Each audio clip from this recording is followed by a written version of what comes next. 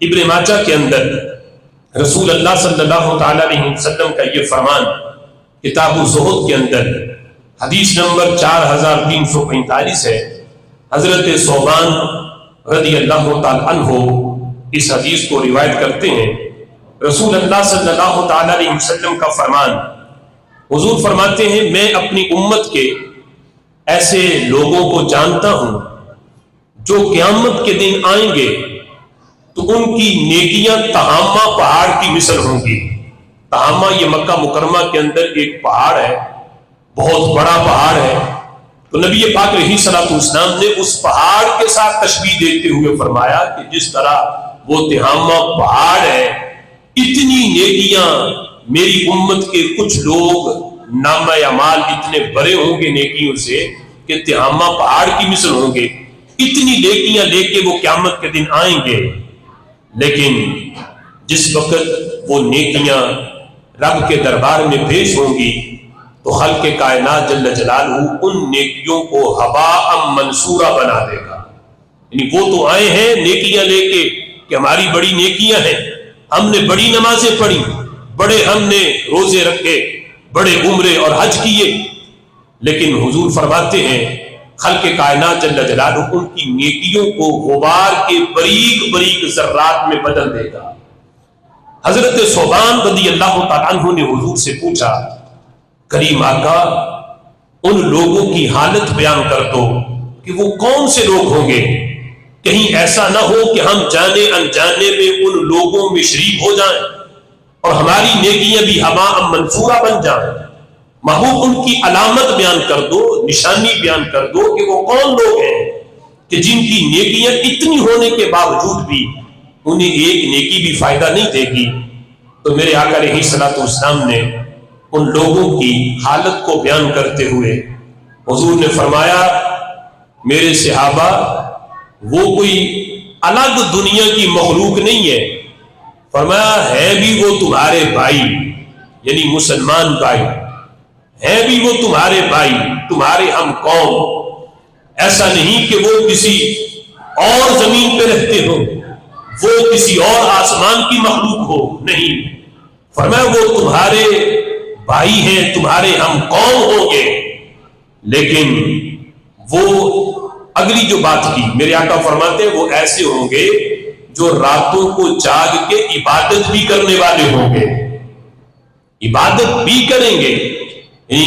اس طرح کے لوگ ہوں گے کہ راتوں کو جاگ کے عبادت بھی کرتے ہوں گے، لیکن اس کے ساتھ ساتھ میرے آقا فرماتے ہیں جب وہ لوگ تنہائی میں ہوں گے تو پھر اللہ سے خوف نہیں کریں گے، اپنی تنہائیوں کو خراب کریں گے، برباد کریں گے، گناہوں سے آلودہ کریں گے. تنہائیوں میں چھپ کے وہ لوگ گناہ کرنے والے ہوں گے. فرمایا یہ وہ لوگ ہیں جن کے نامہ اعمال میں ساری نیکیاں تھیں، صرف تنہائی میں گناہ کرنے کی وجہ سے اللہ نے ان کی نیکیوں کو غبار کے ذرات میں تبدیل کر دیا اور انہیں ایک نیکی بھی قیامت کے دن انہیں فائدہ نہ دے گی. الزواجر کے اندر نبی پاک صلی اللہ تعالی علیہ وسلم کا یہ فرمان حضرت عبداللہ بن زید رضی اللہ تعالی عنہ اس کو روایت کرتے ہیں. یعنی یہ حدیث فرمان رسول نہیں بلکہ حضرت عبداللہ بن زید رضی اللہ تعالی عنہ کا یہ فرمان ہے. آپ فرماتے ہیں کہ میں چاند کی ابتدائی دنوں کے اندر میں قبرستان سے گزر رہا تھا تو میں نے دیکھا کہ ایک قبر سے ایک مردہ باہر نکلا. تو جس وقت وہ باہر نکلا تو زنجیروں سے جکڑا ہوا تھا. جس وقت باہر نکل کے چند قدم چلا تو پیچھے قبر میں ایک اور شخص تھا جس کے ہاتھ میں اس کی زنجیر تھی اور وہ زنجیر کھینچ کے اسے دوبارہ قبر میں اتار رہا تھا اور ساتھ وہ اسے مار بھی رہا تھا.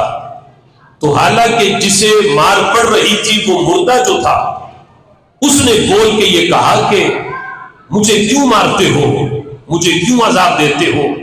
کیا میں نماز نہیں پڑھتا تھا؟ کیا میں دنیا میں روزے دار نہیں تھا؟ کیا میں نے حج نہیں کیا ہوا تھا؟ کیا میں صدقہ خیرات نہیں کرتا تھا؟ میں نے یہ سارے اعمال کیے، پھر کیوں مجھ پہ تم یہ مجھے سزا دے رہے ہو، کیوں مار رہے ہو؟ تو جو شخص مار رہا تھا اس نے کہا کہ ٹھیک ہے، تو نے نماز بھی پڑھی، تو نے حج بھی کیا، تو نے روزے بھی رکھے، یہ سارے اعمال تو نے کیے، لیکن یاد کر کہ تو تنہائی میں چھپ کے تو گناہ کرتا تھا۔ یہ سارے اعمال کیے، جب لوگوں میں تو بیٹھتا تو بڑا نیک بنتا، بڑا حاجی نمازی بنتا، لیکن جب تو تنہا ہوتا تیرے دل کے اندر اللہ کا خوف نہیں ہوتا تھا، تو اللہ سے ڈرتا نہیں تھا، تنہائی میں تو گناہ کرتا، لوگوں سے کی وجہ سے تو گناہ کو چھوڑ دیتا تھا، لیکن کبھی تو نے اللہ کی وجہ سے گناہ نہیں چھوڑے۔ یہ جو تجھے سزا مل رہی ہے یہ تیرے اس گناہ کی وجہ سے مل رہی ہے۔